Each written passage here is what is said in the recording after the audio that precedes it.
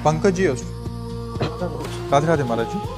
महाराज जी, YouTube के माध्यम से काफ़ी वर्षों से आपको सुन रहा हूँ, आपकी बातों को जीवन में उतारने का प्रयास भी कर रहा हूँ। महाराज जी, मेरा प्रश्न है कि जब आपने संन्यास लिया और घर रिश्ते नाते त्याग दिए तो शुरू के कुछ महीनों में आपको अत्यंत प्रतिकूलता का सामना करना पड़ा होगा। उन परिस्थितियों में पूरे जीवन भर प्रतिकूलता ही प्रतिकूलता सहता रहा हूँ। आज क्या आप हमें अनुकूल समझ रहे हैं? दोनों किडनी खराब है, कोई अंग ऐसा नहीं जो हमारा दर्द न कर रहा हो। तो बचपन से लेकर अभी तक प्रतिकूलता ही प्रतिकूलता, तो प्रतिकूलता मेरी अनुकूलता बन गई है। समझ रहे हो ना? दुख सहते सहते दुख मेरा साथी बन गया है, इसलिए मुझे अब दुख से परेशानी नहीं रहती। अब दुख, अपमान, निंदा, इनसे मुझे प्यार हो गया। पूरे जीवन भर चलते चलते मुझे इनसे प्यार हो। अब और कष्ट बढ़ता है तो मुझे और सुख मिलता है। जाना है, शरीर को छूटना है। मैं शरीर नहीं हूँ, ये नाशवान है। मैं भगवान का दास हूँ। वो अविनाशी स्वरूप हमारा है जो चिदानंद में सेवा में भगवान की जाता है। इसलिए हाँ, पहले दिन हमारे विश्वास को भगवान शंकर ने पुष्ट किया। जब मैं 13 वर्ष का शरीर था तो शाम के माताजी से केवल बताया, पिताजी से तो हिम्मत नहीं थी क्योंकि बहुत कठोर स्वभाव के थे, तो उनसे डर लगता था बात करने में। तो माताजी से कहा कि माताजी हम कल बाबा जी बन जाएंगे। बाबा जी बन जाएंगे। उन्होंने विनोद समझा और हमारी बात बन गई, क्योंकि उन्होंने विनोद समझा। अगर सीरियस समझती तो रो देती या कुछ हमको आदेश करती, और उन्होंने विनोद समझा तो ध्यान ही नहीं दिया। भगवान ने हमारी बात बना दी। सब सो रहे थे, उठे, पिताजी को मानसिक प्रणाम किया, सैया पर थे, माताजी को प्रणाम किया, भाई बहनों को हाथ जोड़ा, और एक छोटी सी गीता, और एक ब्राह्मण कुल में जन्मे थे इसलिए चटाई, और वो एक लोटा, क्योंकि गायत्री यज्ञोपवीत हो जाता है ना, तो गायत्री के लिए उतना लेकर बस वो घर से भागे। पैजामा कुर्ता या ऐसा पैंट शर्ट, हाफ पैंट या शर्ट या पैजामा कुर्ता क्या था मुझे ध्यान नहीं है उस समय, मतलब गृहस्थी वेश में ही भागे। और 15 किलोमीटर चलने के बाद थक गए। तो एक शंकर जी का मंदिर आता है नंदेश्वर, सरसौल में, सरसौल ब्लॉक में नंदेश्वर महादेव, वहां जंगल में जाकर के रुके। अब जब 12 बजे भूख लगी, क्योंकि सुबह से कुछ ना कुछ घर में मिल जाता था, अब सुबह तो मिला नहीं, चलते चले आए। अब दोपहर के 12 बज गए, भूख लगी। तो पहली बार हमारे मन में प्रश्न उठा कि कैसे जीवन निर्वाह होगा, जीवन निर्वाह कैसे होगा, कहाँ रहेंगे, कहाँ जाओगे। तुरंत हम कहा ये तो हमको परास्त कर देगा प्रश्न। तुरंत हम कहा भगवान जैसे रखेंगे, हम भूखों मर जाएंगे लेकिन घर नहीं जाएंगे, हर कष्ट सहेंगे।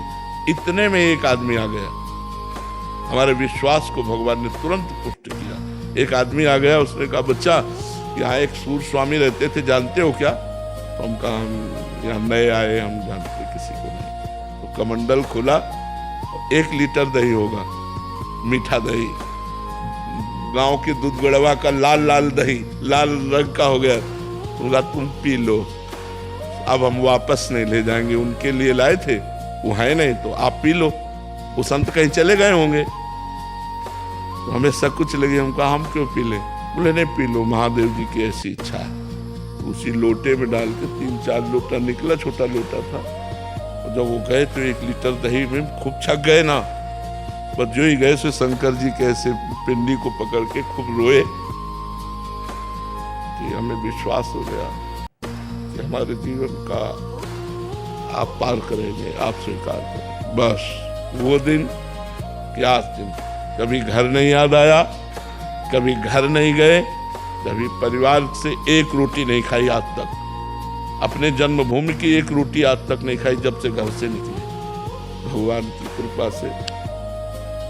तो बहुत बड़ी जीवन यात्रा कट गई। अब बताओ, हम किसी आश्रम या ऐसा हमारा उद्देश्य नहीं रहा, इसलिए हम कहीं रुकते नहीं थे। 1 दिन रुके, 2 दिन रुके, 4 दिन रुके, कोई विरक्त स्थान और भजनानंदी संत तो फिर साल 2 साल रुक जाते, जैसे सैनपुर में रुके, निम्बुआ घाट में रुके, ऐसे ऐसे स्थानों में रुके, घटिया घाट में रुके। नहीं तो ऋषिकेश से लेकर बनारस तक यही हमारा रोड था, बस यही घूमना, गंगा के किनारे, और जो प्रारब्धवशात मिल जाए वही खा लेना, किसी से कुछ कहना नहीं, मांगना नहीं, कभी स्वेटर नहीं पहना, कभी साल नहीं ओढ़ा, कभी कंबल नहीं ओढ़ा इतने दिनों में। अब जैसे शरीर रुग्ण है तो अब ये सब सुविधाएं स्वीकार्य नहीं, तो इन सुविधाओं से बता रहे ना, हमें सुविधा, सुख और सम्मान और प्रशंसा, इससे हमें परहेज है। ये सब हो रहा है अंदर। आपको सच्ची बताऊं, कोई हम मतलब अहंकार या सफाई की बात नहीं है, इसका कोई महत्व नहीं, ये सब माया लीला हो रही है। तो जो हमें दुख की बात रही, तो पहले हमें कष्ट लगता था, जब कष्ट लगता तो होता मुझे भगवान प्राप्त करना है, चुप शांत सह लो, चुपचाप सह लो। हम 2 श्लोक गीता जी के ये बहुत हमें काम दिए। पहला, मात्रा स्पर्शास्तु कौन्तेय शीतोष्ण सुख दुखदा आगमा पाइनो अनित्यास्तास्तितिक्षस्व भारत, और दूसरा, यम ही न व्यथ्यन्ते ते पुरुषम पुरुषर्षभ सम दुखा सुखा धीरम स्वमृतत्वाय कल्पते।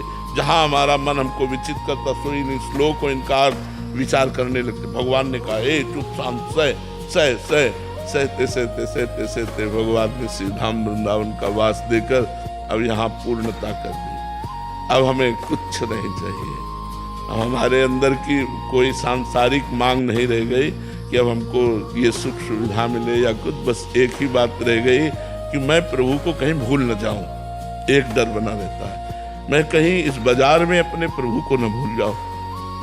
इसलिए तुमसे यही प्रार्थना करते हैं कि पूरे जीवन आपके चरणों में गया, अब कहीं आखिरी में लाके ऐसी खंदक में मत डाल देना कि आपको भूल जाए।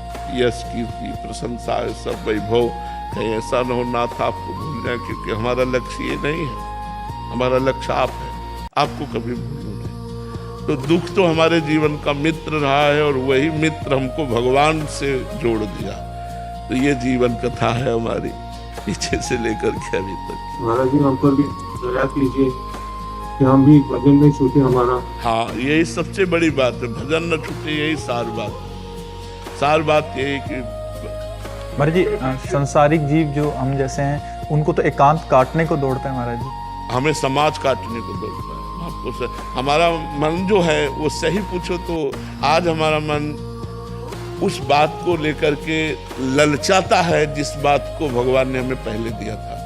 जो गंगा किनारे का जीवन था उस बात को लेकर ललचाता है, लेकिन अब हम असमर्थ हैं। अगर हमारा शरीर स्वस्थ होता तो आपको सही कहते हैं, ये सौभाग्य आप लोगों को ना मिलता, हमको ये सब अच्छा नहीं लगता।